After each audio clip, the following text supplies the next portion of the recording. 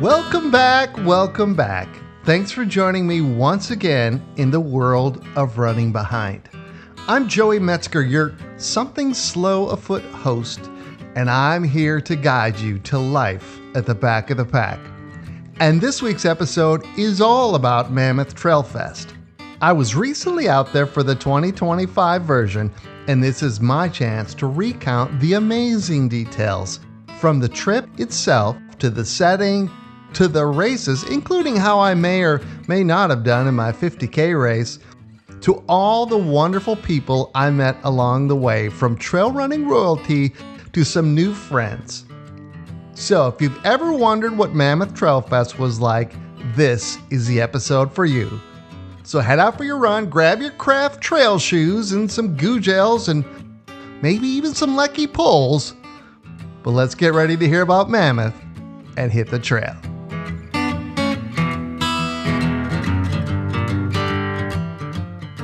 Well, folks, it has been an awfully long time. I know it was just a few weeks ago I was out at Mammoth, but it was a few weeks before that, before my last episode. So it's been a minute, and I apologize for that. But you know, I had the trip to Mammoth, and then we went out to Maryland to bring home a new family member. I'll talk a little bit about that. So yeah, a lot has been going on, and finally getting around to getting some podcasts out. And you're probably going to hear about 3 in a row because I've got an episode of Crew Access that the boys and I recorded. And I've also got an episode with a special guest, somebody I met out in Mammoth that I've already recorded that I will release later. But anyways, yeah, this is a Mammoth-sized episode. Actually, it's not going to be that terribly long, but a lot of fun things to talk about Mammoth. And I'm calling it Mammoth Greatest Show on Trail. That's my new name for it. I just had the absolute best time. My wife went out with me, so did our dog, Lexi, and she had a great time. We both decided after like the second day, we're like, well, we're coming back. I don't care what happens with me in my race this year. We're definitely coming back. Now, we may not drive. I'll talk about the drive too. We'll kind of lead off with that. But we did drive out there, and that was a long drive and a long drive back. And so we're coming back. We're coming back for 2026 and probably fly out there and get somebody to watch the dogs and just enjoy it without all that driving, 7 days of driving there and back. So yeah, Mammoth Trail Fest. So you guys, you've heard any of my other podcasts. If you heard the one with Tim Tollefson, if you know anything about trail running, you know what Mammoth Trail Fest is. In case any of those things is not the case, well, here's what it is. Mammoth Trail Fest is a trail running event that takes place mid to late September in Mammoth Lakes, California. And Mammoth Lakes is essentially a ski resort town at the base of Mammoth Mountain in the eastern Sierra Mountains. It is, south and east of Sacramento. It is obviously way west of Las Vegas and Reno, but it's just this beautiful little town. And Tim Tollefson, who is, professional trail runner, has put together this event. And this is, I think, the 4th year for it, but it is just absolutely fabulous. When I did my interview with Tim, he talked about the origins of how he came up with this, and you can listen to that episode. I'm not going to repeat that here, but just a spectacular event in a beautiful place in the Eastern Sierras. And so I think I first heard about this, must have been through Free Trail. Tim was on an interview with Debo, and this is the 4th year. And the weekend, or the kind of week, has always consisted of 3 races. One is what they call Dragon's Back Ascent, the DBA, and that's basically a VK, a vertical kilometer race. For those of you that know that lingo, it's a VK. It's essentially 3 miles, about 2,500 feet of gain, and that goes straight up Mammoth Mountain on this trail they call Dragon's Back. And so that's why it is called the Dragon's Back Ascent. And the other races are a 50-kilometer race, which gains about 7,000 feet in total. And also in the middle of it goes up the same route, up Dragon's Back, up over Mammoth Mountain. And then on Sunday, the last day, they do a race, 26K, which is half the distance, obviously, of the 50K, but still goes over Mammoth Mountain on Dragon's Back. So all the races go up Dragon's Back. They all go over Mammoth Mountain. That's really fun that he's got that in there. Now, he's added, I think, a 10K race, which happens at night, which I didn't attend. My wife and I didn't watch it, but I guess that was a lot of fun. And then, of course, if you listen to my Tim episode, you got to hear about how he came up with the Mammoth 200 race, which went on this year. And I'll talk a little bit about that in an upcoming interview. You'll hear from somebody I met out at Mammoth, and she was actually a volunteer at the Mammoth 200 and had a great experience. So you get more details of that race in that podcast. But yeah, so, and then throughout that, there is kind of what you call, I don't know if like a vendor fair or a trade show with a lot of the sponsors of the event. So this year it was Craft Shoes, Goo Gels, Lecky Poles, Jewel Bow Sunglasses, and a bunch of other folks. And so they set up throughout the week. They've got fun booths. They've got, products you could try out. I'll talk about that. Some wonderful opportunities to try products or buy them at a huge discount. And then Tim's got a bunch of different events scheduled, from shakeout runs to, different kind of things, movie nights, things like that throughout the week. So just a fun time. Okay, so let's talk about, one other thing before I get into the trip out there is the setting. So it's set in Mammoth Lakes. Like I said, it's a ski resort town at the base of Mammoth Mountain in the Eastern Sierras. Well, this town is just spectacular. And in the middle of the town is this area they call the Village. And if you've ever seen pictures of a town in the Swiss Alps in Switzerland or Chamonix in France, those little villages, it looks just like that. It is so fun. And that's where you start and end the 50K and the 26K. And that's where you, I don't think that's where you start. That's not where you start the Dragon's Back Ascent race. But so it's a start finish line for several of the races. And it is just spectacular. It feels just like you're in the Alps, like you're in Europe or something. So totally fun, beautiful setting. Lots of resorts. This is a town that, Tim talked about this, it's not super busy in the summers. Their peak time for business and tourism is in the wintertime during ski season. So it's kind of nice to roll into September. It's fairly quiet, but then this big group of 1,000 people rolls into town to do all these trail races, and the place just starts hopping. So a lot of fun. A lot of trail running royalty hangs out there. I know it wasn't this year, but in years past, some of the races have been part of the Golden Trail World Series of trail running races. And so you've gotten some big name professional trail runners out there. I think Tim hinted it may be again in the future, something they're working on, but there was still a ton of what I call trail running royalty out there that I was lucky enough to meet. And I will talk about that. But yeah, so I kind of want to talk about this in sections. The first was the trip out there. So I've said this 1,000 times in earlier podcasts. I was supposed to do this race last year, 2024. A few weeks before the race, our dog Ricky got sick. He basically stopped eating, and it was determined that he had pretty bad kidney disease. And so I contacted Tim, and Tim, one of the nicest guys in the world. He's like, absolutely no problem. We're just going to refund you. You come next year. He said, you're going to automatically be registered for next year. And I'm like, great. So the plan was, Ricky did really well for 8 months. We had him on all kinds of medicines and subcutaneous fluid treatments, and he was doing great. And so I put into the universe, so we were going to drive out there because, we didn't certainly we wouldn't want to leave Ricky. We didn't leave him the year before, and through his healing and his journey with kidney disease, we said we're going to drive him out there. He likes to ride in the car, and he and Lexi, his sister, will drive the two of them out there with Aaron and I. And he was doing really well. And I've said this many times. I did my interview with Tim Tollefson in June, and we talked about the fact that Ricky's coming out there, and then 2 days later, Ricky was gone.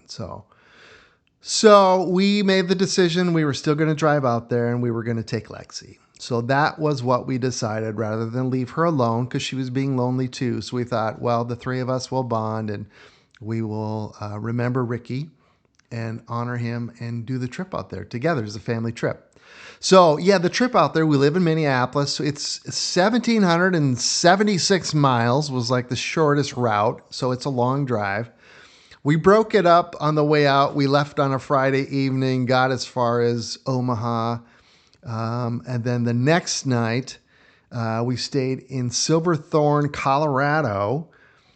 And third night, we stayed in just across the border in Nevada. And then the next day was like a half a day drive from there to Mammoth Lakes. So the trip out there was great. We love traveling across the country. I don't know if you guys ever have the chance, and maybe it's not for everybody. And I didn't know if Erin, my wife, would when before I met her, when we started dating, is it something she would like to do? I've always enjoyed exploring the country. Well, it turns out she does too. And I've said this before, our first dogs we took traveling was Lucy and Ricky, and we took them everywhere. Ricky ended up seeing 27 different states and 3 Canadian provinces. He'd been all over. We've driven them to North Carolina, to the Outer Banks, to Cape Cod. And then when Lucy passed away and we got Lexi, we took her to Maine. Ricky had been to Moab. He'd been down in Colorado. He'd been to Yellowstone, all over the place. And so, yeah, we love traveling. We just love, this country is amazing. There's so many wonderful places to see.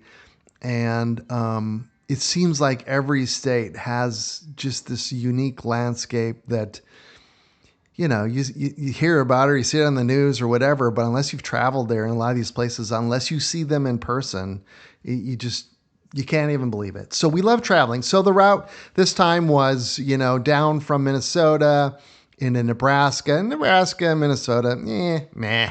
It's okay. It's all right. But you start getting interesting once you get into like Colorado and then Utah and Nevada and of course California. But so that was the route we took. We probably, if we did it again, we'd just do it in 3 days, but we won't. I don't think we'd drive that far again. It was a long time for all of us. We take turns driving, so I drive a couple hours. And actually, the way we used to do it is the 2 dogs have little seat belts and they sit in the back seat and they're fully loaded down with blankets. God forbid our dogs should ever touch, the ground or the seat. They have to be padded by many blankets. So they sit in the back seat and seatbelt in with these little harnesses we have. But with just Lexi, we decided, well, one of us would sit in back with her and then we could do work or whatever and keep her company and the other person would drive. And then we switch off every couple hours. So that worked great. We like doing it that way, but it was just a long time. So next time we would do, like I said, we won't next time. It's too far to drive. But 3 days is as much as we ever want to be on the road, because that gets to be a push. One of the things I was going to mention too on the way out there, I live at sea level. This race starts at whatever Mammoth Village is at, 8,100 feet, and goes as high as 11,053 feet at the top of Mammoth Mountain. You'll hear that number probably more than once. But what was nice is the first night we stayed in Omaha. It's not much different elevation-wise than Minneapolis. The second night, Silverthorne, Colorado, was 8,900 feet up. And I was like, oh, wow, good. This is good. Let's start getting some nights and sleep and time at that elevation. And I went for a little, I think a run on the treadmill at the hotel we stayed at, and no problems. And then the next night we stayed in Ely, Nevada, which was at about 6,900 feet. And I went for a really great run, just felt really good. And that's the other thing, you know, I didn't have a really strict training regimen for this race. I was just kind of doing a lot of hill climbing on the hills. We don't, you know, Minnesota, Minneapolis, I don't really have any mountains here, guys. So I'm on my treadmill on inclines. I'm going to this little tiny ski resort, Highland Hills, and going up and down the hills there to kind of get some legs for climbing. But I felt really good. And that whole week, my taper week, like I was doing runs and treadmill stuff in the hotels on the way out there and just felt great. And the elevation was not a problem. So that third night we were in Nevada at 6,900 feet. And then of course the next night we were in Mammoth at whatever that is, 8,000, 8,100 feet. So that was not a problem. The elevation adapted pretty well, pretty fast. And as you'll hear, I mean, there was times you felt it. There was times like when I was climbing up Mammoth Mountain where you'd have to stop and it would just take a little bit longer to catch your breath. It wasn't like I wasn't passing out until I tried to sit down. Spoiler alert. But it was just harder to catch your breath. So you just had to take more breaks. At least I did. But I learned some lessons, things I would do a little bit differently. So that was the trip out. We got there on a Monday. The festivities really started Thursday morning. So I got there with plenty of time. My goal was to get out there early to acclimate, to get used to the elevation, to enjoy the scenery. We rented this beautiful little Verbo, and it was in the resort it was in was like right next to the village. It wasn't in the village, but it was literally across the street. And is it the West End? Maybe it's part of the West End, but people have apartments there, condos that they can Verbo out. So we did that. It was just beautiful, a little 1-bedroom, just perfect for the three of us. It had a nice view. You could actually see Mammoth Mountain from our balcony on the 6th floor there. So that was great. Got there, acclimated fine. It was really nice getting there early. The other thing I wanted to do was to do some filming. So, I mean, it's taken me forever just to make a podcast, but there will be a film or maybe two coming from my Mammoth Trail Fest 2025. So I wanted to get there early, explore a little bit of the trails, and I brought my drone. And so I actually on Tuesday and Wednesday had my drone. I ran some of the trails, popped the drone out, and ended up doing some filming with the drone. So I got some good shots. If I ever get around to making a movie, you'll see them. We'll see when and if that happens. But so I wanted to get out there early, do some filming, do some exploring of the trails, soak up the area, soak up the experience. Like I said, Erin, my wife, she had a great time too. She just absolutely, as soon as we got there, she was like I was. It's just beautiful. It's hard to put into words how incredible. And we don't get that here in Minnesota. I mean, we love water. We love the coast. We've been to the West Coast. We really like the East Coast. Love water, oceans, lakes. We've got some great, no pun intended, some great lakes here in Minnesota, Lake Superior, hint, hint. But something about mountains, we don't have those here, and it's just magical. It's just something I don't get to experience enough. And so staying in the mountains was just an absolute treat. So we get there Monday. Like I said, I do a little exploring. I'm doing a little bit of filming on some of the trails. Yeah, one other thing I should mention, on the way out there, as we're driving, I reposted a little thing, and I fully admit I'm horrible on social media. I have an Instagram account for the Running Behind Pod, and some of you listening obviously maybe have seen it. And I try to post little video clips. I do video a lot of the interviews. I'm really bad at it. It's hard enough to edit these pods and have time to record them. But I do try to once in a while, video stuff. So I reposted a little snippet of a video I did with the Tim Tollefson interview because, you guys listening know I've got what, 50, maybe I think probably over 60 now. I made some new listeners at Mammoth Trail Fest. So yeah, I've got a small but loyal audience. But, the Tim Tollefson episode, I thought, oh, well, surely that will catch on.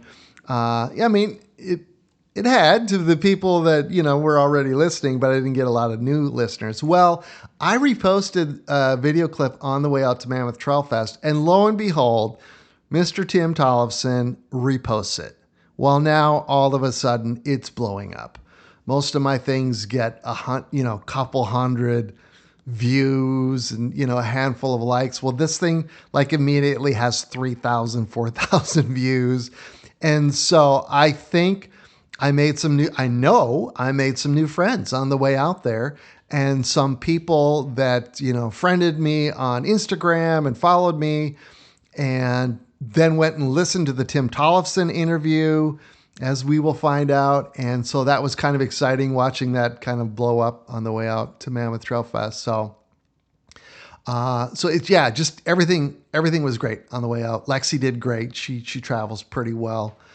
You know what she doesn't like? Well, my wife and I don't like that much either, is the roads in the mountains. Anytime we were doing curvy roads that went up and down the mountains, she was like, hell no, I do not. I can sleep the whole time except for those roads. She did not want anything to do with mountain roads. So other than that, she did great. So yeah, so we get there Monday. Tuesday, I go explore the back part of the trail, which I start at the finish line and go back 2 miles, and then I pop the drone up, get some shots there. On Wednesday, I'm like, what I'm going to do is, I'm terrified of this hike. Yeah, that's not even the right word for it. Up Mammoth Mountain on Dragon's Back Trail.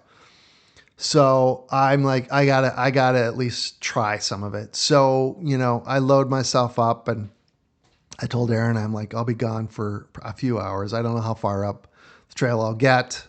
But I want to try to get up there and get some drone shots too, either on the ascent up Dragon's Back, or as it turns out, I did both, and get some drone shots at Twin Lakes, which is by one of the aid stations, which gets a shot of Lake Mary.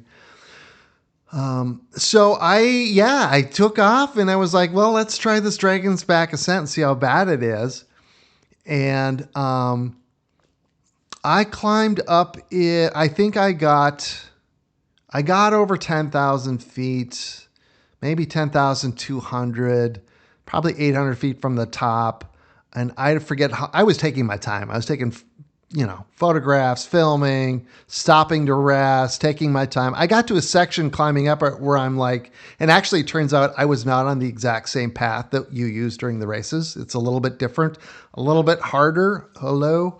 So the path I was on was a little bit easier path, but I got up over 10,000 feet. And like I said, again, wasn't hugely affected by the altitude, but I was taking my time. But I just got to a part where it's you had to scramble over rocks. And this thing, I told Aaron, man, I'm terrified of heights, but I usually do okay on trails and the Grand Canyon and stuff like that. I do fine. But on this one, it is terrifying. You're scrambling over rocks, and literally you're 10,000 feet up, and it's a sheer drop off. And it's there's not great footing. And I've got a drone. I've got a GoPro camera on a stick. I've got my hiking poles. And I'm like, there's no way. Because I had to go back down the same way I go up. During the race, you go up, and then you go down the easy gravel road that's on the backside. But, just to go up and film and come back down the same way, I'm like, no, I am not scrambling backwards over these rocks. So I stopped. I guess it was probably about 3/4 of the way up. Got some good drone footage, and then I went and shot some drone footage on what would be the west side of Lake Mary. And if I ever get around to making that movie or movies, you'll see some cool shots of Mammoth Mountain in the area. So yeah, so that was Wednesday. That was ton of fun. Thursday morning. Okay, so now we start getting into festivities. Thursday for the schedule in the morning is the Shakeout Run with Kraft, the main sponsor. And I'm like, cool, I want to do that. And you can try out shoes. I'm like, yeah, of course I am. I've got wide feet, but I always like to try shoes, see if I like them. And you never know who will be there. I knew Tim would be there, so I wanted to say hi to him. And then later that day, they started the expo, I guess is what it was called, not vendor fair, expo. Duh, Judy. That's what it was called.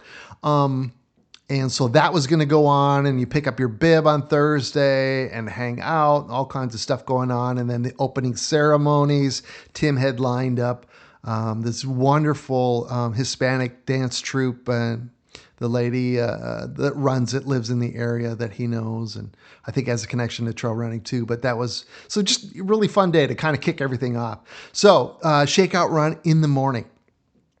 I show up there, and I think, I don't know if he was the first person I see. I think the first person I saw was Ryan Thrower. And I'm like, holy shit. I'm like, this is happening. Ryan Thrower. Now, a lot of you listening know exactly who Ryan Thrower is. Some of you may not. Free Trail, you've heard me say a billion times, is the major media company of trail running. Dylan Bowman is the host. His wife Harmony is part of it. Ryan Thrower is the guy that films everything, produces everything, photographs everything. He has some of the best photography, still and video photography in the business. He is amazing. He's just my idol. Really cool dude too. He's often jumps on the pod with Debo and does some episodes. And he had his own pod for a while on music. So he's one of the first people I saw, and I'm just, I'm fanboying out. So I introduce myself. We start chatting. And I'm like, well, this is cool. We're like actually having a conversation. And I kind of tell him my story. I was going to come out last year. Our dog got sick. And I'm kind of a little podcaster, filmmaker too. I've got a YouTube channel. And I told him, I'm a back of the packer. So all of my stuff really kind of focuses on us slower folks. And he's got really intrigued. And I don't know if you know Brett. Brett was the other guy who does the photography for Free Trail, was out there too.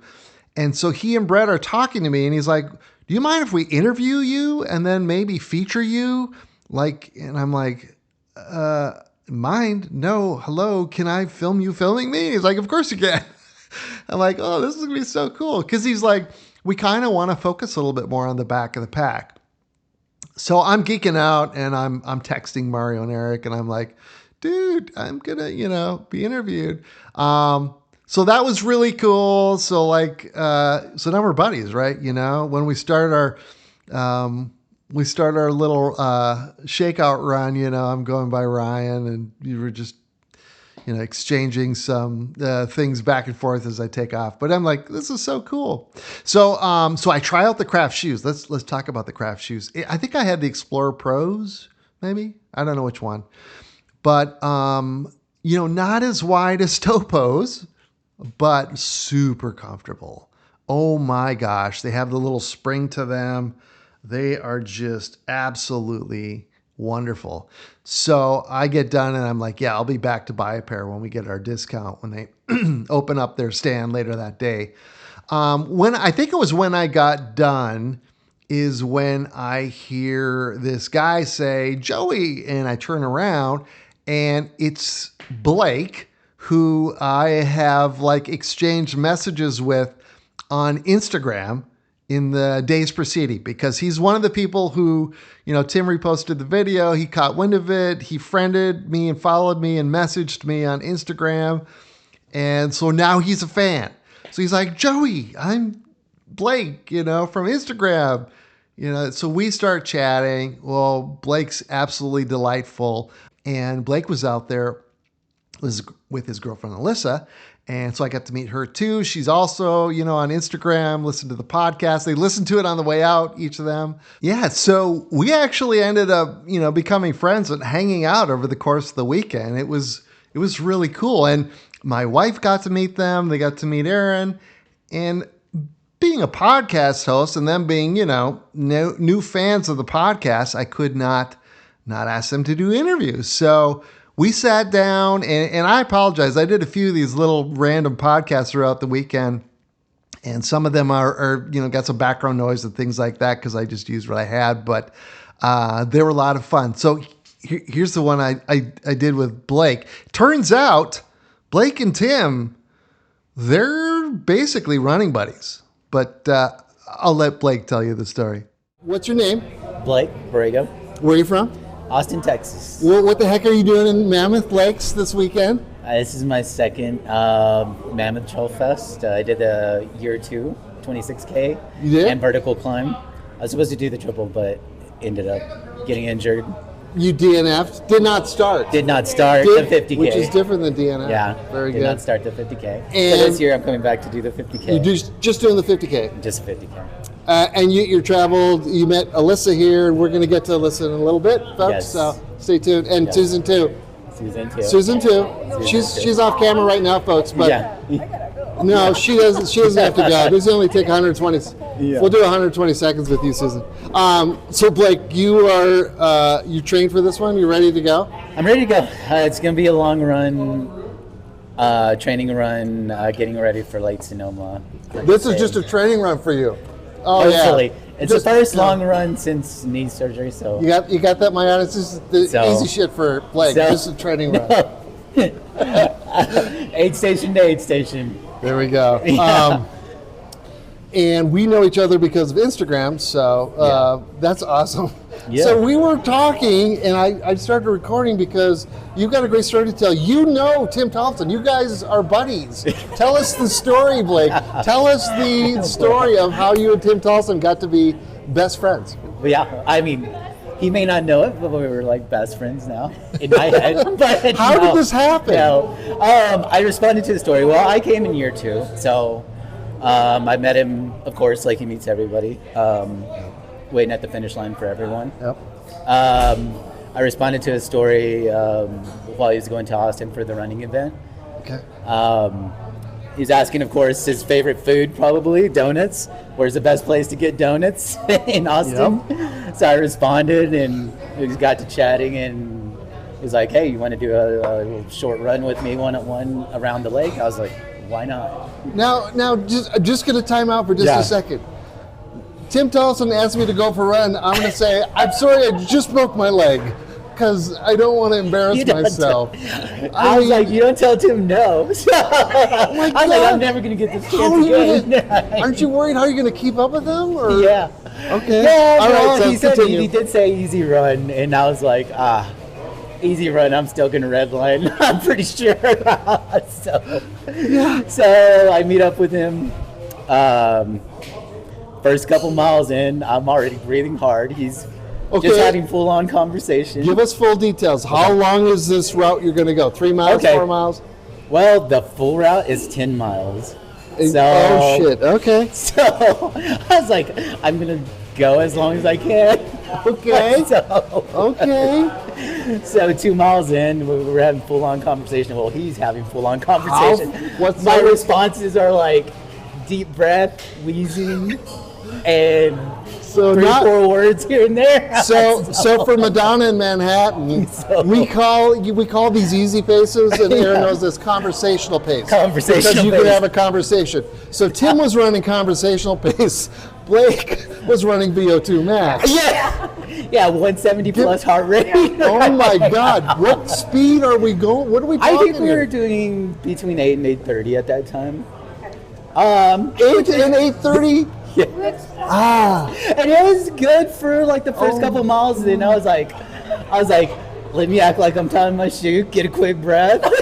So I was like, oh, my shoes are tied, Tim. I was like, I got it. He's like, okay, no problem. Oh my God. So you know Tim, he's a super nice guy. He's like, no problem. And it keeps going on. We're having full conversation about Netflix. Well, he's having a full conversation. You're getting out. Yes, That's how my shoe. Yes. So, yeah, we get to mile 4. Mind you, he doesn't know where I'm parked. I'm not parked anywhere near there, but I'm like, I've got to cut mine off here, Tim. Like, I got to get to work. He's like, oh, no worries. He gives me a big hug, take a selfie. So he goes on his way. Alyssa caught it on his Instagram. He's like, great run with Blake. But like after mile 4, he starts hitting like 7s and 7:30s for the 10 miles. So. From his Strava. Yeah, from his Strava. Oh, God. I was like, I had to like walk back to my car like another like quarter mile. Oh, my God, Blake. I was like, I lasted a good 4 miles. I was like, that's good for me. So do you tell your friends, do you kind of modify the story? And Aaron is here. We know people that modify stories, don't we? Mm-hmm. Do you ever go, oh, yeah, I went for a run with Tim Salson. It was good. Yeah, it was good. Yeah, it was fine. Do you ever say the story that way? Yeah. When you're trying to impress somebody, you're like, oh, yeah, I run with Tim. I know Tim. He's okay. He's fine. Yeah, he's good. he's a good guy. I really know. Yeah. We kept up. Pretty amazing.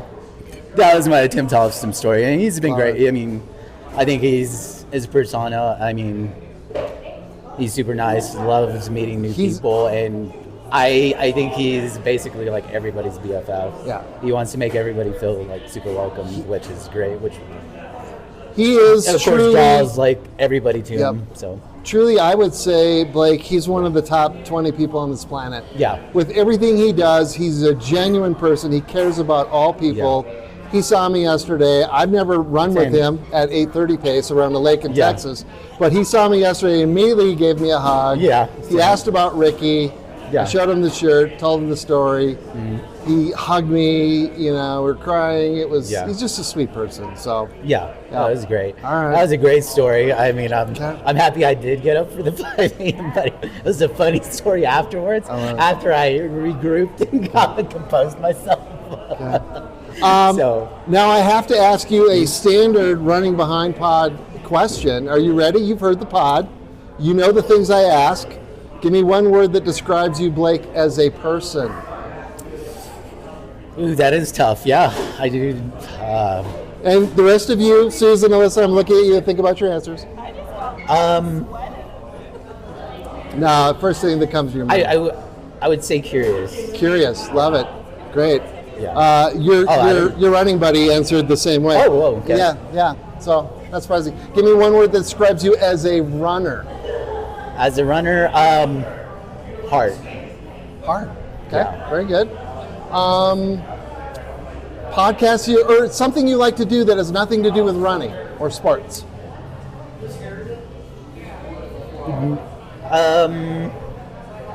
Just being outdoors. I mean, it doesn't have to be a sport. Just even a walk outside, hike, or just being outdoors. Outside. Do you like to camp? I do. I haven't in a while, but camp. I haven't in about 40 years, but you know. Okay, this came from my buddy Graham in Ireland. Mm-hmm. Give me 5 pieces of gear that you love to have with when you go for a run. Depends on the length of the run. Handheld, of course, running shoes. You have a brand of shoes? People always like to know, Blake. They like to know. For trails, well, shout out to Kraft. Here we go. Shameless plug. Which Kraft are you running? I'll be running in Explorer 2s tomorrow. Explorer 2s, very nice. Thank you, Kraft, for sponsoring Mammoth Trail Fest. For Trail Fest. A handheld bottle. Okay, that's 2. Music, you do any shocks? Music, shocks. Yeah. Shocks, that's a good one. Set my phone to in case I bonk or whatever, which I'm notorious. Are you yes, thank you, Alyssa, for the watch. What brand? I'm Garmin. I will have you know, Garmin is great. I will have you know the host of this podcast is proudly wearing Koros, sponsor of Mammoth Trail Fest. Nice. Yeah. That's 4. So give me one more. Cap. Great. Yeah. Love it. A cap. Yeah. Wonderful. Thank you. Yeah. Thank you, Blake. Yeah. Thank you guys. See, painless. So, so fun. I love that story about Tim.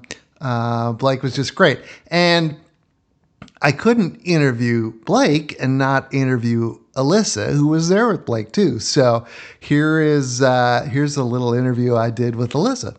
Welcome to the Running Behind podcast. What is your name? My name is Alyssa Terry. Alyssa Terry, and where are you from? Originally West Palm Beach, Florida, but I currently live in Gainesville, Florida. Gainesville, Florida. Okay. Do you like Florida? I do. Okay. You know, Tell me why. Why do you like Florida? Yeah. So I've only been there a couple times. It's home, but Something I like about Florida is, it's a pretty big state. So I feel like you can get a lot of different things in Florida, whether you want to go to the beach or I live in northern Florida, and there's actually, not trails like here, but there's pretty decent trails there that I enjoy. Okay. I like Florida. It's Great. Yeah. I'm not a huge fan. I've only been That's a couple okay. times. I won't hold it against you. The two things that come to mind are alligators and humidity. Both valid, yes. Yes. Yeah. And to be quite honest, I'm a little afraid of some of the book burnings and stuff, but that's all good. We can get past that. Not everything is great in Florida, but there's also a lot not of great everything there is too. great anywhere, and we all have different ideas on that, so that's Exactly. all good. Yeah. Okay, what the hell are you doing in Mammoth I don't Lakes? know. I just kind of showed up. Now, did my former guest Blake influence this decision to come out here at all? So I've seen. He talks such great things about Mammoth Trail Fest, and I saw the photos, and I had to experience it for myself. Absolutely. So here I am, and it's lived up to the expectations and beyond. Yeah. Is this your first trail race?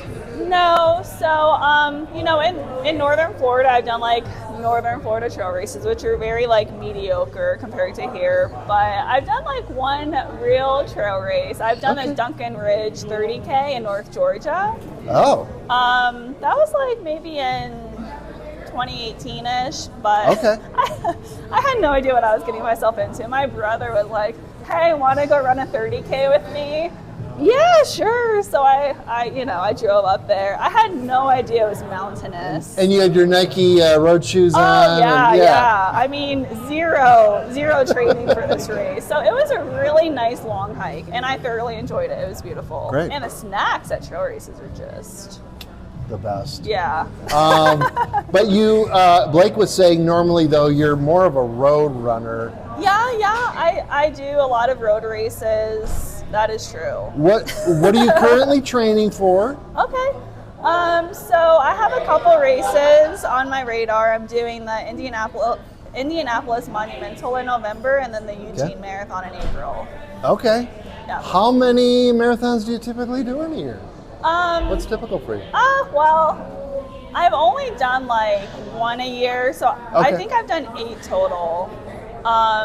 I've signed up for a couple in a year, but then injuries pop up, so it's only been about one a year. Okay. I don't, Blake, you may have mentioned how fast she was, but I'm going to ask you, have you ever Boston qualified? Is that how they say it, honey, right? Boston qualified? Have you ever Boston qualified? I have, yes. You have? Yeah. Have you run Boston? I have twice, yeah. Wow. 2021 and 2022. We are, my wife and I are planning I'm not worthy. What was that experience like? Oh my gosh, it was amazing. I mean, it's just, it's 26.2 miles. Boston is a beautiful place, and just the entire course was just lined with spectators cheering you on, and just the energy was just amazing. So wow. So is that your goal every year to kind of qualify to run the Boston the next year? Or I mean, yeah. So unfortunately, the past couple years I've qualified, but because you need a buffer, and my buffer wasn't big enough by like 30 seconds or something. So it was so close, but not close enough. So hopefully soon. For my audience, some of us are slow runners. What is a Boston qualifying time? Refresh my memory. Yeah, so it's changed recently. So, and it depends on what, like female, male, and your age. So I'm 32 and I'm female. So for me, it was 3:30 and now it's 3:25. Really? But even if you get that time, it depends on how many people apply, and you might not still necessarily get in. You need a buffer. So I forget exactly the time that you need, but it's been kind of crazy the past couple of years. You need 5 minutes faster than the actual qualifying time. So have you run any of the other, what do they call them, world majors? No, I would love to. I mean, I've heard amazing things about Chicago and New York City.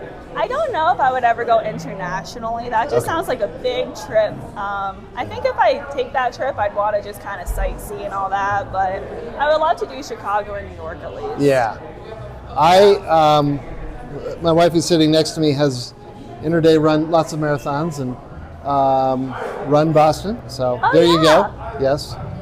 She doesn't want me to talk about it, so we're not going to talk about that. We're here to talk about you, Alyssa. Oh, no, that's okay. But I hear from my friend David Shannon, who's done hundreds of marathons, that New York is the most fun he's done Boston several times, loves it. Yeah. But he had the most fun at New York because of the amount of people cheering. I can It's only just imagine. crazy. It's definitely on my list of things I want to do. I've actually heard, people have different opinions about it. I heard, so Boston's a challenging course, of course, but I've heard New York City might be even more challenging. But Yeah. I would love to do it. Okay. We're going to wind this up pretty quick. I'm going to keep these short. Okay. So you like road running better than trail running? What are you thinking at this point? I think it's just different. I think part of it is it's hard for me to train for trail races like this in Florida. A trail race is not they're not all equivalent, right? So a trail race in Florida is very different than a trail race in Mammoth, but I think it's all just very different. I love road racing, but being here at Mammoth Trail Fest, everyone's so nice. I met so many very nice people, like both of you, for example. So I love them both. They're just different. Do you have, for either one, trail or road, do you have a dream race? What is your dream? I'm looking at Blake, and Blake, if I could guess, I bet it's Western States. He doesn't have a mic on, folks, but he's saying yes. He could That's mine too, buddy. Mine too. Alyssa, do you have a dream race, road or trail? So I think Boston. No, training or money is no object. Just you could go anywhere. Oh man, I love racing. Boston was always my dream race, and of course I would love to get back there again. I don't know about trail racing. I've been so excited to be here at Mammoth, so this was kind of I'm excited to be here. I feel like I still don't know enough about trail racing. That's fine. UTMB looks really beautiful, but I don't know if I would survive the course.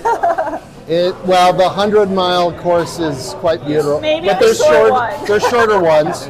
OCC, CCC. There's also the race I applied for, Lavaredo.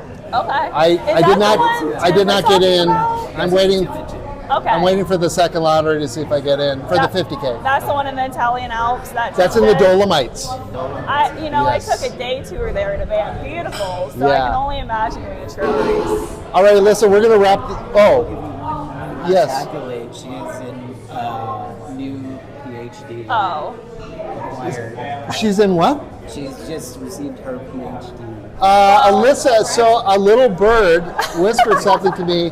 Talk to me about this PhD. What is this? What's going on? Yeah, so I haven't officially graduated, but last week I passed my dissertation defense. So I study cough and swallow function in Parkinson's disease. I'm a medical speech therapist. I'm raising my glass. Toast to Alyssa. Congratulations. Way to go. Thank you. As someone who never graduated college, I salute you. That's okay too, yeah. Yes, we all have different paths. I graduated from the good. School of Hard Knocks. I went to plenty of college. I just never graduated. That's so, perfectly fine. That's fine. Yeah. All right, now, thank you, Blake, for that. Let's wrap this up. Give me one word that describes you as a runner. As a runner. Excited. I find racing exciting, running exciting. That's great. Love it. Now, one word that describes you, Alyssa, the person. Maybe just persistent. Persistent. Very good. Yeah. Very good. What's something you like to do that has nothing to do with running? I like hiking with my dogs. I like hanging out with friends and family. I got to ask the follow-up question. What kind of dogs? 2 crazy dogs. So I rescued both of them, so I'm not sure exactly what they are.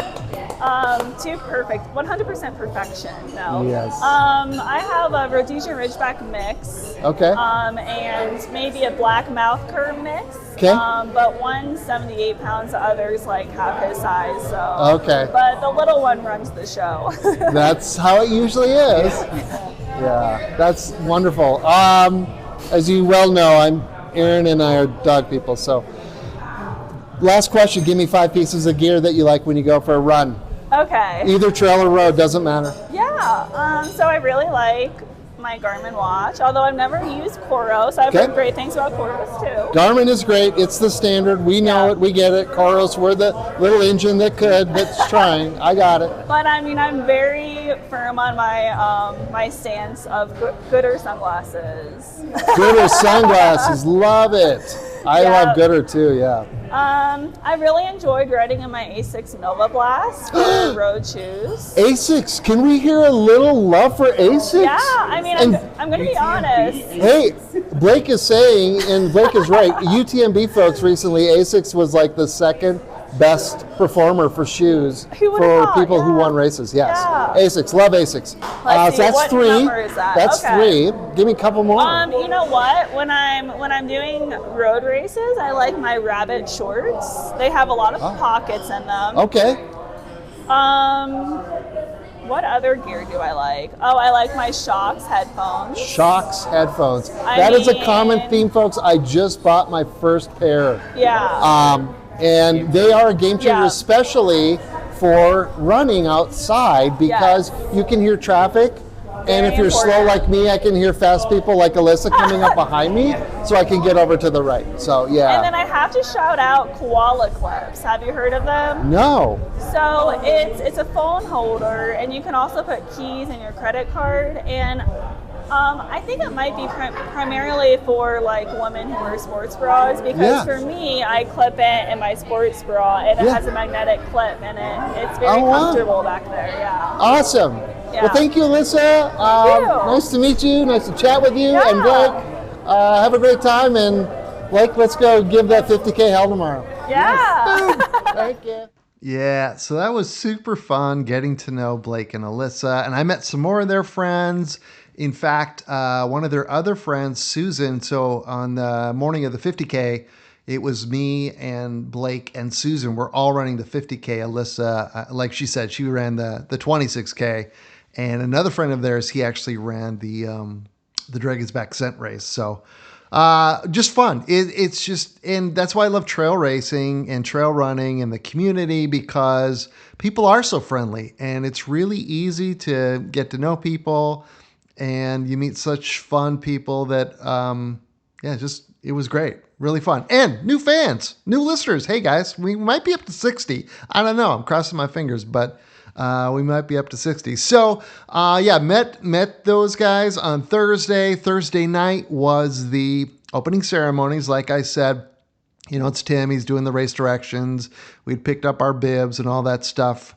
And Friday morning is the first race, and that's the Dragon's Back Ascent. So Thursday night is the opening ceremonies for the whole thing, and the first race is on Friday, and that's the Dragon's Back Ascent race. But Tim had, like I said, he had this wonderful Hispanic dance troupe that did that. Well, as I'm watching the dance troupe, I look behind me, and for those of you that are trail runners, you'll know exactly who this is, Mr. Billy Yang and his wife, Hillary. And Hillary, by the way, is the race director for the Mammoth 200 race. So obviously they're there. They've been involved since year one, day one with this whole process. But Billy Yang, he is absolutely one of the reasons why I run trail races. His films, his podcast, all that was super inspiring to me. And so I was just really starstruck, and I wanted to be respectful. And I'm sure, everybody there who's a trail runner knows who he is. I mean, if you're not a trail runner, you wouldn't recognize him. But so when the opening ceremonies were over, I turned around, he was still there. And so I apologized. I said, I'm sorry. I just I wonder if I could just say hi, that you were a huge inspiration to me. And kind of told him my story. Said, hey, I'm this older guy, didn't start running until after I turned 50. I'm very slow. I've got a podcast about being slow, and I make slow movies or whatever. And I told him the story of Ricky. I don't know if it's just, the week was great, and I was really missing Ricky, and I got choked up. And at one point he just stopped me and he's like, can I give you a hug? And I'm like, oh God, I got a hug from Billy Yang, and we got a nice photograph. And, but yeah, just super cool. I was going to try to do a little mini interview with him, but it's the time gets away from you, and he's busy with a lot of his official activities. He's handing out, basically, guys, at the ends of the races, he's handing out medals, especially for like the 50K and I think the 26K. He's handing out all the medals. So, which I didn't get to see him for that. We'll get to that story. But so that's Thursday. So Friday morning, first race, Dragon's Back Ascent. Of course, they've got Mountain Outpost, is there doing the coverage. They've got their drones, their people on the course, and their commentators all set up. And so Friday morning, I told Aaron, I'm like, I don't want to, because you can take a gondola up to the top of the mountain and watch them finish up there. I said, I don't need to do that. I said, but we can watch the live stream. So we watched the live stream. Oh my gosh. Like I said, it's basically 3 miles, 2,500 to 3,000 feet of climbing. And so the time limit is like 2.5 hours. They started at 8. They had till 10:30 was the, official cutoff time. The winners of the race, like the first man finished like 35 minutes. I'm like, you got to be kidding me. Because I've done a little bit of it, and I'm like, I don't even understand how a human body could do that.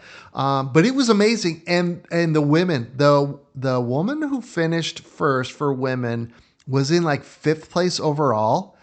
The woman who finished second was in 6th place. And guys, I think she was a 12-year-old girl from South America. I was like, what? Are you kidding me? She was soaking wet. Oh yeah, here's the other thing. So it's been beautiful weather all week. Friday morning, it starts raining sideways and fog. And so you're seeing the video, and it's like freezing cold. People are drenched when they get to the top. And I'm like, oh my God, how are they climbing up that mountain soaking wet in the freezing cold? But yeah, all the professionals, they were just flying up there. So I, back of the pack guy, I'm like, I'm going to film this, but I'm going to wait till it gets a little closer to cutoff, 2.5 hours. And then I'm going to go up to the top, and I'm going to do some filming. So, about 10 o'clock, I gather my stuff up, and I take the bus to the gondola and take the gondola up. And guys, it's like 35 degrees up there, raining sideways, fog. You can't hardly see anything. I get to the top, and I've got my GoPro, no drone. I mean, I can't use drones once the official races start. And, I didn't want to be disruptive with that. So I've just got my GoPro, and I've got my iPhone, and, I get to the top, and I'm told there's like, 8 people left to finish. And I'm like, oh, cool. Okay. So I'm getting shots of some of these last people. And then we're getting to what we think is the last person coming. And they're like, this is the last person. And she's getting closer. And Tim's there. Tim's got this giant cowbell that he's ringing back and forth. And he's with this lady. And I guess her daughter was there too, but she was kind of off to the side. So I didn't see her at first. All I saw was this lady. And as we're getting closer, so I'm filming, and I'm kind of walking along, and then I hear somebody say she's 81 years old. And I'm like, what? And so now I'm really filming. We're all cheering her on. Tim is encouraging her, and it is taking forever to go the last 20 yards because you got to go up this little mound of dirt to get to 11,053 feet at the very crest of Mammoth Mountain. And it's, it's cold, it's sprinkling sideways, it's foggy. I'm filming, the people at the top that are left that are still hanging around. It's a little past cutoff. It's probably, 10:40 at this point, 10:45. And we're crying. We're just absolutely crying. We're so moved by this woman, 81 years old, who is finishing this race, and she finishes. And her daughter's there filming. And I'm filming, and of course the professional, like, Air Vipa or Mountain Outpost or whatever, who, is up there taking photographs and filming. And I'm just in shock. I'm just like, oh my gosh. Turns out she wasn't the very last. There was 2 more people that actually had done a little bit different path who finished after her. They were the official last finishers, but, she was... she was there and she finished and she got done and she was just kind of, standing there. She's got her medal. Her daughter's there. I went over to talk to her and I'm just like, my God, how did you do that? And I told her, I'm like, hey, I'm a back of the packer too, but that is ridiculous what you just did. And, I said, I've got a little podcast. Do you guys have 5 minutes each and I'll just do a quick interview? And they're like, sure. So we sat down there's a lodge at the top of the mountain there that you go in, and she was getting some hot chocolate and her daughter, Catherine, Kit, was there with her. They were getting a little something to eat. And I have, I've got my iPhone with, and I had bought these little lavalier mics that are wireless that connect to Bluetooth to the iPhone. So I pulled those out and I'm like, let's just do a quick little interview here. And so I interview her. Her name is Margie Golby, and she's 81 years old. She's from San Diego. And you know what? I'm just going to let her tell the story. What's your name? Margie Golby, Margie Golby. Where are you from, Margie? San Diego. What did you do today, Margie? I hiked up on back of a mountain. Do you even know what you did today, Margie? Not really, but my daughter signed me up for this, Okay. and she brought me up. Yeah. Have you ever done anything like this before? No. What possessed you to do this? Why? My daughter's encouragement. She just said, "Yeah, Mom, I know you can do it. I know you can do it." So I said, "I don't know," and it's a good view. She said, "Yeah, I know." So I said, "Okay." I don't know. Yeah. So have you done any hiking before? Or nothing like that. No. I've been sitting on the couch for the last 2 years. Oh my God! Well, I couldn't even get around the block. What do they call that? From couch to 5K. This is from couch to VK. It was right, yeah. And I was living at sea level, and I think this they say is 11,000 feet. So we got in last night about 8 o'clock. Went to bed at 10. Got up and then hiked. So is this the highest you've ever been? And mind you, I'm talking not about cannabis. I'm talking about elevation. Oh, yeah. We'll get to that. That'll be the next question. Is this the highest you've ever been? 11,000 feet? Yes. Other than an airplane, right? Yes. Other than an airplane, 11,000. Right. So, what's next? Are you going to do the 50K or the 26K on Sunday? I'm going to go back home and sit back on the couch.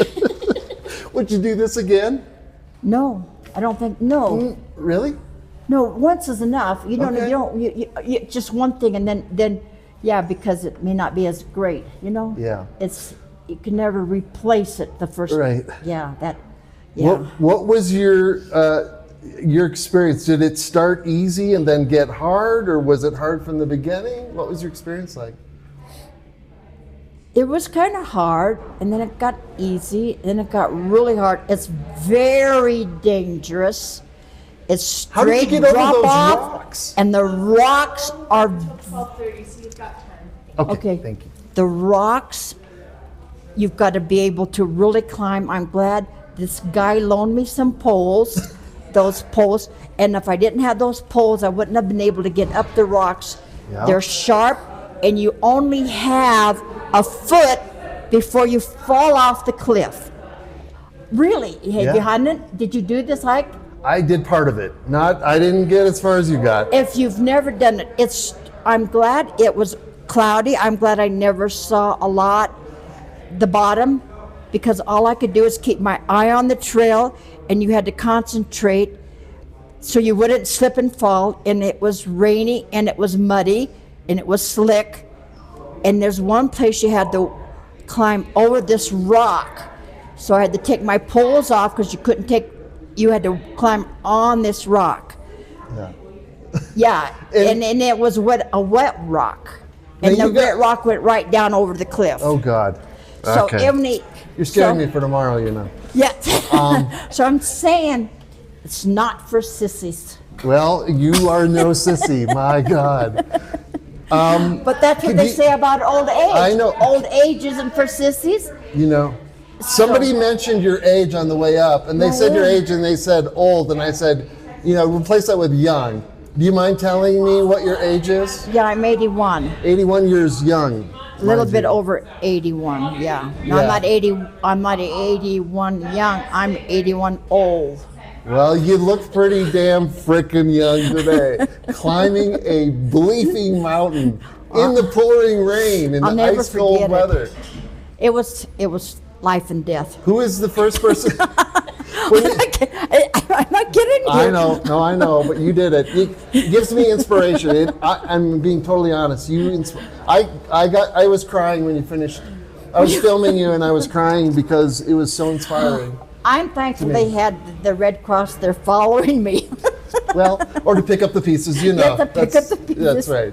But you know what? And they Yeah. say at the end, they have actually carried people up. Yeah. I'm thankful I didn't have to be No, carried. You did not have to be carried. And Wow. you did not finish last. You were on what? No, this I is what I didn't. call it. You were on the podium, the DFL podium, the dead freaking last podium. You came in Yeah. third, so you're on the podium. Oh, third, because I saw Yeah. someone come after us. Yeah, two people came. Husband and wife came Two after you. people, yeah, we were, So- rooting so you them weren't on. even last. No, I wasn't last. Yeah. That's amazing. That's great. Yeah, I And you- wasn't So you're not last. going to do this again when you get back to San Diego. Who's the first person you're going to tell? Nobody. Okay, great. All right. They won't believe me.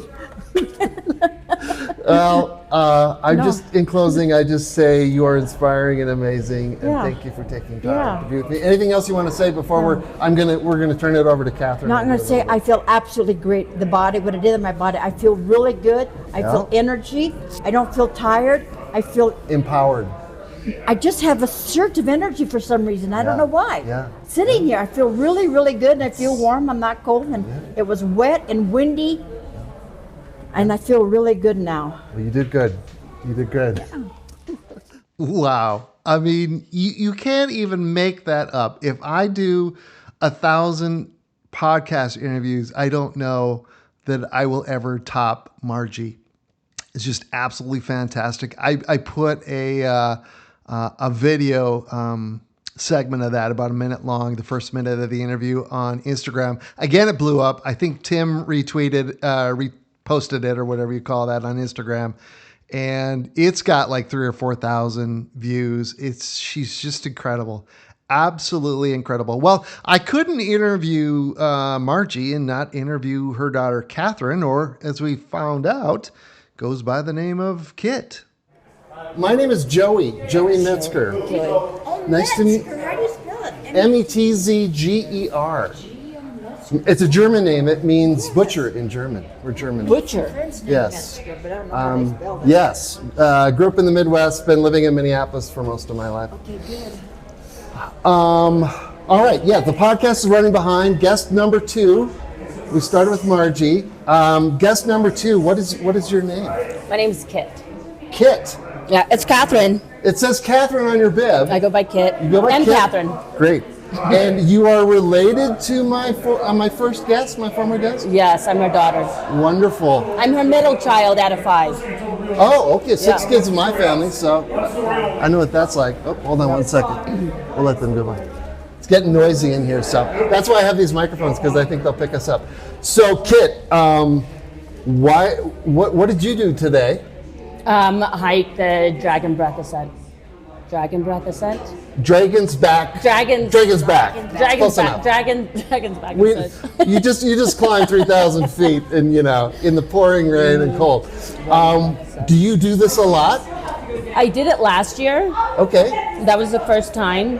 Do you live here? I or do don't you- know. I live in San Diego. San Diego. So, what brought you out here last year? What possessed you last year? So last year I came here just for a weekend, just by myself. Came up here just to hang out and explore. And I was staying at the lodge. Yep. I came out of the lodge that morning, asked the front desk what time breakfast was over. They said 10. I said perfect. It's like 7:30, not a problem. Came out for like a run, like a 2-3 mile run. Yeah. And saw a bunch of people running by me, and I thought, oh, cool, there's a race. I'll just start running with them and get my run out of the way and race with these people. So I started running, and then they all gathered at the base of the hill, and I was like, interesting. What are they doing? So I asked about it. People were like, oh, they're climbing the mountain. So I asked someone next to me, what do you mean climbing the mountain? They're climbing the mountain. I said, how hard is it? They said, it's only a few miles. It'll just take you a little bit of time. And I said, really? I said, cool. I mean, I got nothing to do. I'm here by myself. Like, I have no appointments. It was like, let me try it. I had tennis shoes on, and that was it. Yeah. And I hiked it. You did, without registering for it, you just hiked it. Without registering, Yeah. I just hiked it. And I had my tennis shoes on. I had no camel pack. I had nothing. Okay. And it was such an incredible hike. Yeah. I hadn't trained for it, and so it was harder. Yep. How long did it take you? I think it took me almost 2 hours. Okay. Almost 2 hours. Okay. And it was really hard. And Yeah. after that, I just felt very. The word isn't empowered, but it just felt it was the hardest hike I'd ever done. Accomplishment. Yeah, a feeling Pride, of accomplishment. I know, like I told you guys, I'm just an ordinary guy, and I do train a little bit, and I run, but I'm not fast, and I like to eat probably too much food, and so I usually come in last on these things, but I like to accomplish them because when I'm done, you just have this feeling of like, I did that. That is not. Not everybody can do that. You've really got to set your mind to it. Yeah, it was that great. kind of a feeling. It's hard to describe. It's but- hard to describe. Yes. And so then I felt, wow, I just finished this race. So I went down the gondola, and then I went and paid for my dues because I just did it. Yep. And I felt like I hiked this race. I should at least pay for it, Exactly. Right. So paid for it, and Yep. anyway, but it was a great Nice. experience. So then you decided this year to do it for real. Sign up. Yeah, so I signed up. And you brought your mom with. It was last minute. I asked her a few days ago if she wanted to come with me. Yeah. And she said yes. So I said, you should hike it. She says, I can't. I said, Mom, I did it last year. I wouldn't plan for it. I'm sure you'll be fine. And she's quite a badass and can do a lot of things. So obviously. I said, She's shaking her head, folks, but I'm shaking my head the other direction. She is a badass. Totally. she's pretty accomplished and she can do a lot. Okay. So, Kit, tell me about your day today. Did you finish faster than 2 hours? Were you faster than last time? No, I don't know actually. I was just doing this to hike with my mom, and so we finished Did you hike together? We hiked together. Oh, okay. She encouraged me. Yeah, she really But helped me along. you came across the finish line by yourself, Yes. Margie. Yes. So you must have finished a little bit before and then came back? No, I just wanted to run behind and videotape her, so I just... So you both finished together. Yeah. Got it. Wonderful. Yeah. So you I kind of wanted her to you come didn't to leave that, your yeah. mom on the mountain. See you, Mom. I'm here for a PR. I'll see you in a little bit. I just thought I wanted her to finish that race alone. What's next for you, Kit? You got more races, more adventures? We're going to do the 7K tonight. I think it's the 7K. 10K. 10K, that's Yep. what it is. The 10K this Okay. evening. Great. And then hang out for the rest of the weekend. Wonderful. Wonderful. Anything else you want to say? I wanted to keep these quick. I promise to keep quick. We got to catch a gondola, folks. They're like soon. Well, we've got an hour. I don't want to rush you. We have an hour, and then the gondola stopped going back down. And we don't want to hike back down, do we? No, but we have to walk back to our car for Yes, you just 2 miles. You do. I wish I had a car at the finish line. I would drive you guys to your car. I'm sorry, I don't. Anyways, thank you This very is much. great. This Thank is you. awesome. Margie and Kit. Margie, my goodness, she is featured on a lot of photographs. That if you've been on Instagram and followed Mammoth Trail Fest, you've seen a photograph of Margie. I also took a photograph of the 2 other people that finished behind her. They were both almost 70 years old. So they did take a little bit different path that Tim had okayed for them. He previously said they could do that. And so they finished, I want to say, about 10 minutes after Margie. And we all rode the shuttle, the gondola and the shuttle back together down to the bottom. And I got a photograph of all 4 of them, the 4 final finishers of the DBA, the Dragon's Back Ascent. So that's how my race weekend kicked off. It was just an absolute blast. The other thing I should say too is on the way up to that, to capture those last people finishing, I talked with a lady and I think it was her aunt, was running the Dragon's Back ascent, and she was an adaptive athlete with a prosthetic leg, and she finished, I want to say, in about 2 hours. When I got to the top, she was just finishing, and I was going to interview her because I thought, "Oh, what a great story, so inspiring." Her kids were there to see her. But I didn't get a chance to catch up with her before they went back to the bottom. But yeah, just amazing. All the people that did that, and it was so cold and rainy. And one of the things, and you heard Margie talk about it, is that for some of them, it was actually beneficial that it was cloudy, because they knew it was steep and kind of straight down. And in hindsight, I wish it would have been cloudy the next day, because that was definitely slowed me down, seeing those scary heights. So yeah, so that's the first day. So got a good night's sleep, got some food. Now, I'm not going to go into huge detail about my race, because I talk about it in detail on the podcast with Eric and Mario on the next Crew Access episode. But basically, just joyful. I was just ready to go. Met Blake and Alyssa and Susan. I met another guy who's a fellow YouTube filmmaker at the start. Of course, you've got Mountain Outpost there, and they filming the beginning. We're on the live stream, and Aaron and Lexi are there to wish me good luck as I'm leaving the start line. And yeah, it went well. I felt really good. I was pacing myself. In hindsight, I probably should have pushed more. I had more to give, but I was busy filming, guys. I was busy chatting on the way. I'll tell you this much. I felt really good on most of the climbs. Like, other than the Mammoth Mountain Dragon's Back ascent, I felt really good. Like, I got my poles out and all that little work I did on the treadmill and everything. I was passing people on the first big climb up that ski hill. And in fact, I got to close to the top, and I hear somebody behind me go, "Are you Joey from Running Behind podcast?" And I'm like, what in the world is going on? I have like 50 listeners, and like half of them are here at Mammoth, but it's this lady named Julie. And there is an upcoming episode with her where I interview her. She's got some amazing stories, lives in California, has been part of Mammoth almost every year they've done it. So I don't want to spoil any of that, but we had a little chat. And then I met a guy named Mark, same age as me. And Mark and I ran together for a good portion of that day, until we got to the aid station right before Mammoth Mountain. But yeah, so it was a good day. I didn't actually, accomplish everything I wanted to accomplish, but, yeah. The long and short of it is, guys, I did well, felt good, probably spent too much time filming, chatting, not pushing hard. I gave myself extra time by the time I got to the third aid station. There's little cutoffs you have to hit at every aid station. The fourth aid station is the top of the mountain. You have 7 hours to get there. And guys, I got there in 7 hours and 13 minutes.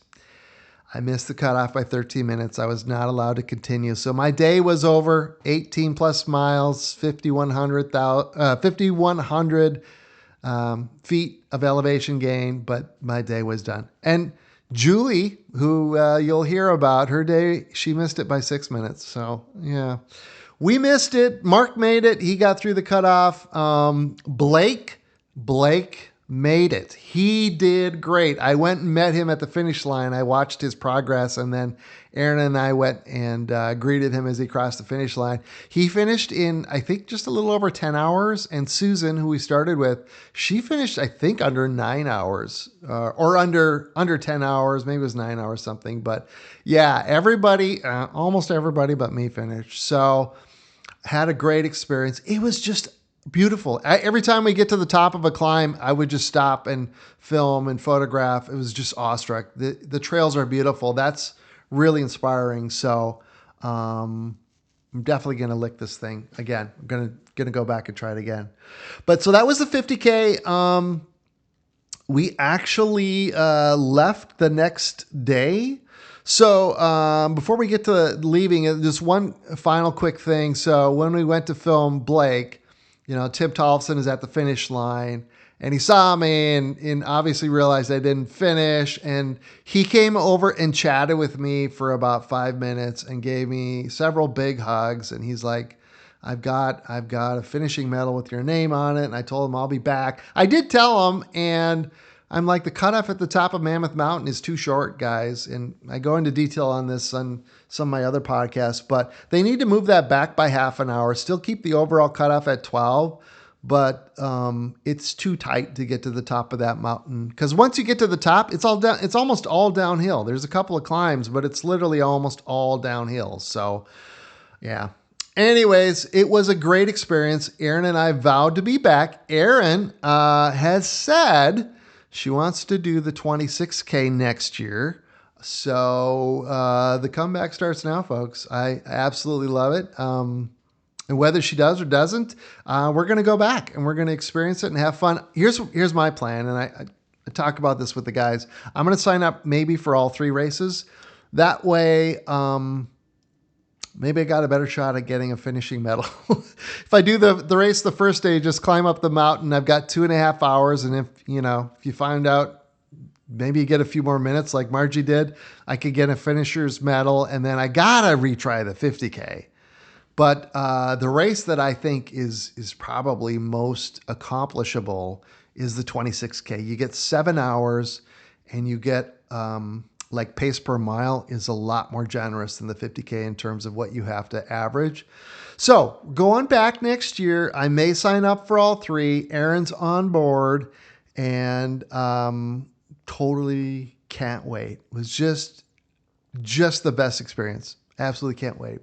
So the trip back was good. We pushed it to 3 days. We stayed in the first night. We went as far as, gosh, we went all the way through Utah. We stayed actually, I believe, in Wyoming that first night, just across the border, just past Salt Lake.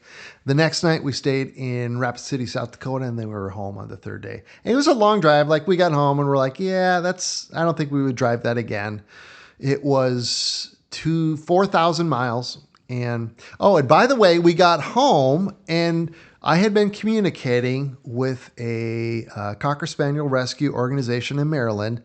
Since we lost Ricky, we've been looking for, a little brother for Lexi. And she's been sad. We've been sad. And we knew we wanted to find one. And we had fostered a dog and connected with an organization here and hadn't found the right match. And I came across this organization that rescues dogs very similar to Ricky. So they're Cocker Spaniels. They come from puppy mills. And a lot of times, sorry to say, is in Missouri. And they had a dog that they just got in who was over 6 years old. Turns out he's almost 7. He's lived 6.5 years in a small cage with little to no human interaction in Missouri in a puppy mill. And they rescued him. And the first photo I saw of him, I'm like, oh my God, his eyes are just melting my heart. And showed it to Erin. She's like, oh my gosh.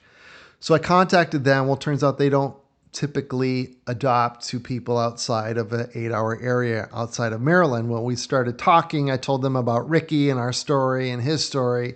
And it turns out we were the right fit. So 2 days after we got home, we had purchased tickets, airplane tickets, and rented a car. We flew out to Maryland, got to the hotel about 2 in. And on a Friday morning, we pick up, his name is Howie.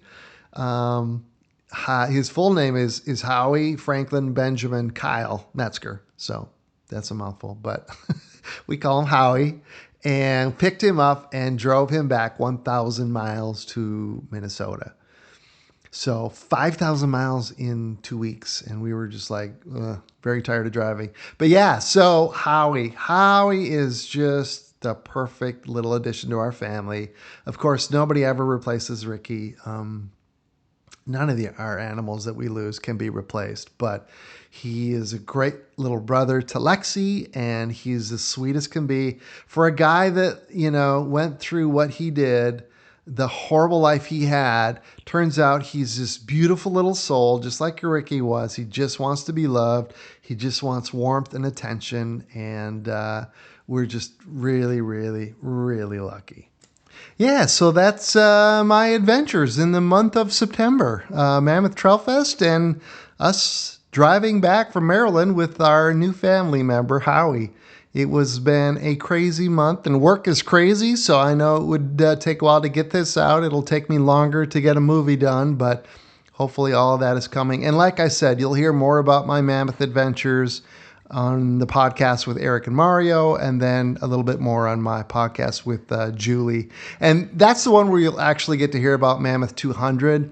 It starts a few days after Mammoth Trail Fest ends, so I wasn't able to experience any of that, although you could see some of the people rolling into town that were doing that. But Julie talks a lot about that, and if I ever do a 200-mile race, man, that would definitely be one that I would consider. So, more podcasts coming. Thanks for being one of my maybe up to 60 listeners, and we'll chat again soon. Oh, Mammoth Trail Fest, the greatest show on trail. I know I said that at the beginning, but it is so true. Could not have had a more fun week or a greater experience, and a huge part of that is Tim Tollefson. So thank you, Tim.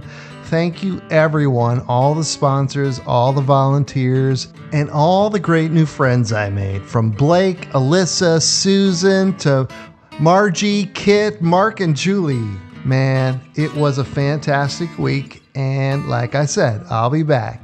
So until next time, cheers. Keep running, keep pushing. Don't worry about 13 minutes. You will get to that finish line.